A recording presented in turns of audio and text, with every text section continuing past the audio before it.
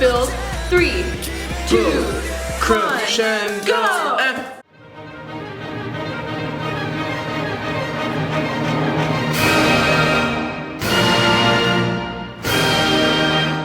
Next is Super Junior? Yeah. Yes. Okay. Yes! Alright, so today we are starting off with a boy group called Super Junior. We've actually reacted to them once last year. We reacted to Mamacita, the one with the watermelon. This is their 2017 comeback after a huge hiatus where all of them went to the military to serve for 2 years. And then this isn't actually the whole group. Only 7 members were able to come back after the hiatus, and 6 members were able to promote because the 7th is injured. They're missing 2 out of 3 main vocalists, so a lot of fans see this as a song to showcase, you know, like the vocals of people who don't normally get a lot of vocal lines. I'm excited for 2017. I need more black suits. This is not part of the actual song. Oh, it is. No. They don't really waste any time with the intro garbage. Not. Oh, they're so cute. The monies? No, the musicians. Oh, yeah. Ooh, their harmonies are like killing it. Whoa, a 9 chord. That's a James Bond chord. They literally used the James Bond chord in this song. No, a 6/9 chord. Oh yeah. That's how I feel about the harmonies. They're like, Oh my goodness. Oh wait, okay. Build 3, 2, Crush and go! Oh, this is good. Yes. woo! Hey. Here we are. Yeah. We're grooving. We got them I was trumpets. not expecting this brass No. instruments to come in there. Not at all. I like how they play a lot with going up just like chromatic tones. Really playing with those.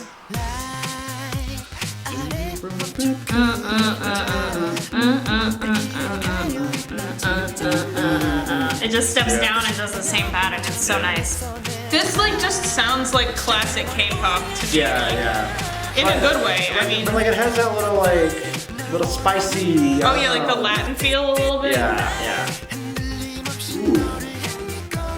I like the sort of.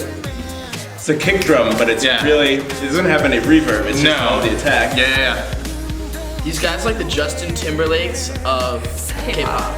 Because they got that sexy voice and they got that sexy choreography, like...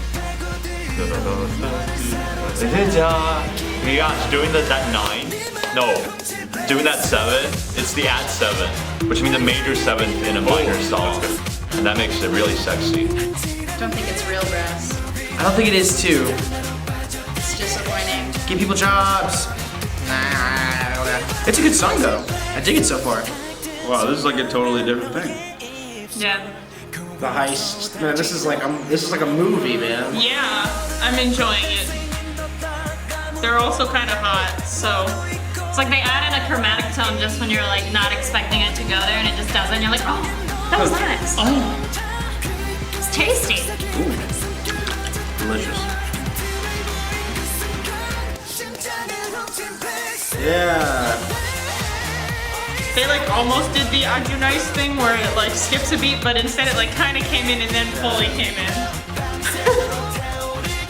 I really feel like there's a supreme balance between vocals and extra like musical parts. Yeah. You know, the thing that they do is that all the instrumentals that they have to pair against them are typically like really annoying. But because they have switched the balance, I feel like they did the music part really well. Oh, I thought we were gonna be done. They're like, just kidding, Coda. Yeah.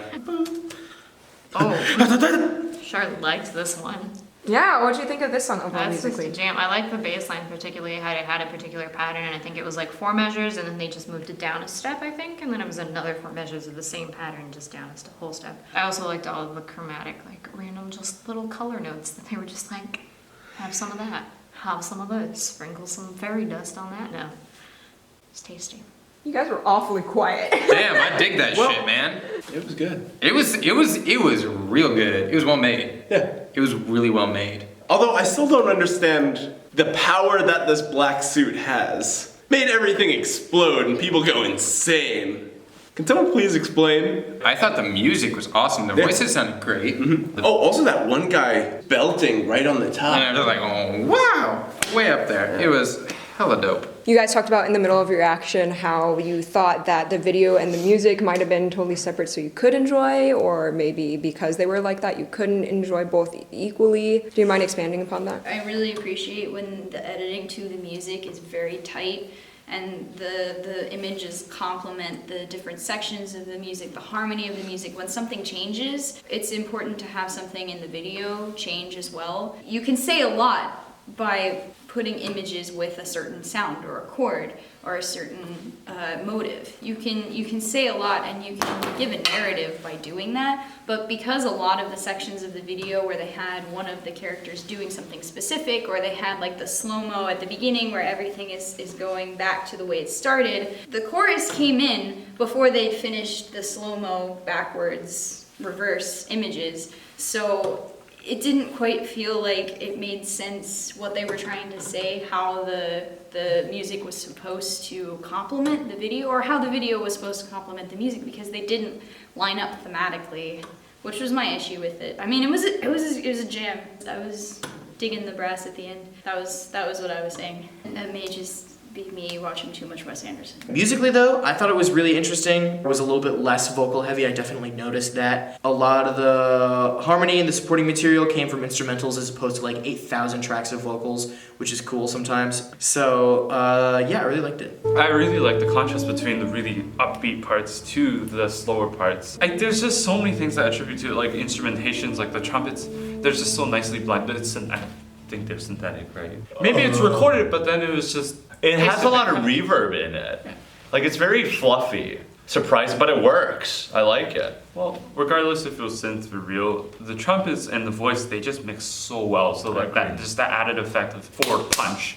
It's really good contrast to all the mellow, like their voices can be so mellow sometimes, and it's like really good. The bridge was too long, and the way the chorus was introduced after that, it felt rushed. It didn't feel like we were anticipating it. And that first, whatever the first percussion was of that last chorus, the very first beat, there's something very underwhelming about it. And I feel like they were trying to do like a delay thing, like a boom, but it didn't work because it wasn't set up right. It was so good. Yeah. It was like perfect. Everything about it was so good, and it matched the video so well, and it was all just like very high energy, and it had that like Latin jazz kind of feel, but very subtly, so it was a very upbeat pop song, but then it had subtle hints of jazz. You know how like whenever you kind of like guess at something and then you're like this is gonna go like this, and then you're right, but then like something else happens too, and then you're like, oh, I didn't know that was gonna happen too. That happened so many times. That happened while I was watching this video. I was like, okay, like I know that this is about to happen in the music and it's gonna like sound like this, but then like they would do something like with the brass instruments. I didn't like know they were gonna do that. No. But I knew every other component except that. Yeah. And so having that little element of surprise, curveball, it definitely did it for me musically. So this is a B-side song that came out on the same exact album as Black Suit. So this is a fan-made lyric video and the same 7 members. So this is Runaway, and it was composed by the company Monotree. They've actually composed several of the songs that we've already reacted to, and a songwriter named Chokche. Play Runaway with me, baby. Oh. that just came right in. Boom. This is Korean Rascal Flatts, dude. Yeah, this is like... Life is a highway. Oh my god. Yeah. Ooh. This is good. That like screaming trumpet. Yeah. Again with the brass instruments. Yeah. Ooh. That tickled me. That little flat 7 chord tickled me. There's like a surprising amount of acoustic instruments in this. Yeah, like the guitar. Yeah. You can hear like the strums of the guitar. I love when you can hear that. Like. Yeah. 5, 7, 1. Oh.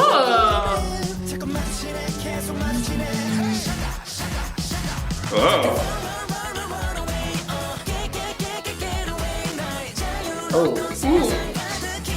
Where they're That just bass like, player is digging in right he's now. killing. That flat 7 chord is well played. Oh my god. You're kidding me. You're kidding me. I see you driving downtown. This is CeeLo Green chord progression. That's why it sounds so sunny. Oh, and then surprise rap verse. Surprise triplet rap verse. Yeah, ladies and gents, music is broken up into 2 or 3. This is metrically in 2, but what made that sick is they took that 3 and just fucking smashed it on top, and you're like, sick!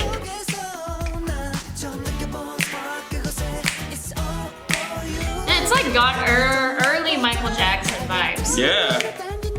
Honestly, Like almost Jackson 5 early. this is probably it's a little fast, but like you could probably do the electric slide to this dance. Yeah.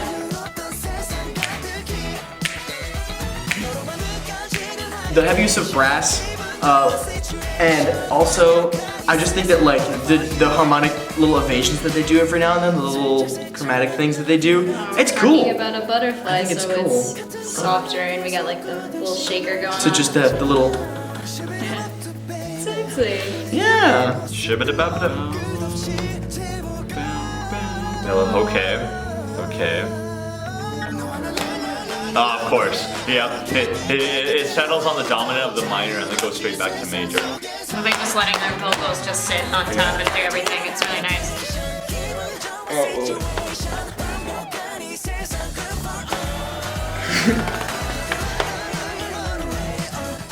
See, the horn writing is pretty interesting, actually.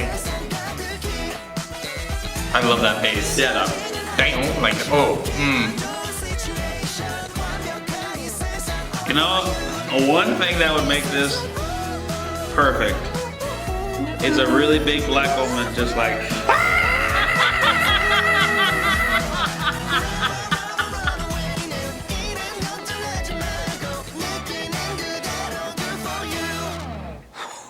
That Yeah, was those were high. definitely real instruments. I like. Yeah, real. At first I was high like, trumpet, oh, too. that's a really good simulated trumpet, and then I was like, No. no, that definitely sounds like a real person like playing this notes. Yeah, so overall thoughts on this one musically? I was pretty amazed by all of it. Yeah, it was like just like sensory load. I don't want to say overload That because was that the makes it perfect sound like amount. it was too much, but I don't think it was. So I think it was sensory perfect load. Yeah, I appreciate hearing just the music with that, not the music video. Yeah, I love that bass. Like that, it was just, like you could tell the bass player was so into it. He was grooving, Definitely.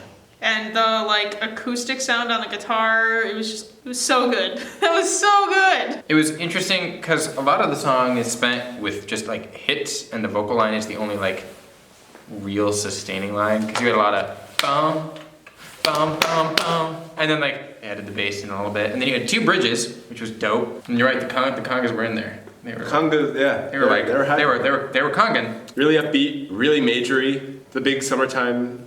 Yeah, big summertime hit. It was really fun to listen to. It was very jazzy, had influences of CeeLo Green and Bruno Mars that we heard. Yeah, I just love the use of acoustic instruments. You know, it makes us feel really good whenever we hear like actual instruments being used and stuff because, you know, it means that we're going to be employed. Yeah, You know? it's a good feeling.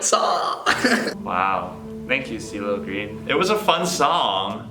It just sounded too much like CeeLo Green. Too much like CeeLo Green. All the chords are like the same, but then when he goes, that's what CeeLo Green does in his song. I thought it was interesting the transitions between sections of the songs because there's like at the beginning they would just do the hit you with the 1 time, 2 time, and then 3 times, and then they would do it again, and then later. Yeah, that opening was pretty good. Thinking back on it, It catches your attention Yeah. because it's just very simple. 1, 2, 3, 1, 2, 3, and then the whole union of the instruments, they slowly come together. And then later, it's like there's this one part I forgot. Either it's in the bridge going into chorus. You rise up, but then it just goes into a clap, a simple clap. It reminds me, I don't know, like musicals or even just like yeah, it's so cliche musical pop. or like gospel. The part where they start the rap for like 2 measures and then they just end it. They just go, no, we're gonna sing through it and the piano's gonna play an arpeggio. Like, what was the point of that? Like musically, that was just not. It didn't do anything. Like an entire rap section over this song would have separated it from forget you. So what do you think of the two Super Junior songs? Could you maybe tell why Runaway was a B-side song, or did you feel like it fit with the same mood maybe? Oh no, I can tell why that was a B-side song. It was not nearly as interesting as the first one. The first one explored so many different textures and styles, and this one just felt like they kept repeating the words they were saying. See, and that makes me feel like, for that reason, it makes me feel like the first song we listened to should have been a B-side. Because I always feel like the most popular song, and this might just be an American thing, it's something that I notice with American pop groups all the time, is that the less interesting song is always the A-side, because it appeals to the lowest common denominator. That's true. And so people who are like really listening for a group's sound and not listening for a group's single typically are the ones who are more interested in the B-side. There's so much more to a group than their A-side singles. And so this felt to me really poppy and thin and lightweight and aerodynamic, and could have just been by any group, by anyone at any time. And it would have completely passed the, you know, Big Machines pop song, A-side, perfect. You know, and the other one seemed a little bit more ambitious, and to me that made it feel like it would not have gotten the spotlight as much. Although I'm glad that they gave that the spotlight. They're totally different vibes. Yeah. One's like poppy, woo, summer, and the other one is like, get down, yeah, work, yes. I like the title track a bit more, but it was more of a sense of style than it was like of objectively good or not good between the two. Like I thought they were both good songs. Yeah, they just contrast each other. Exactly. Hello everyone, welcome to our channel. If you're new, I'm the channel runner and producer of this series. Thanks for watching this video. If you enjoyed it, don't forget to subscribe. Also, if you're curious to see what else we're going to react to in the future, go ahead and check the description for a bunch of links that I have to playlists and schedules. Also, please check our Patreon if you want to support us. Patrons get access to unedited, full-length reaction videos, access to exclusive content, as well as early access to all the videos posted on here, and more. So thank you so much, and I hope you have a wonderful day.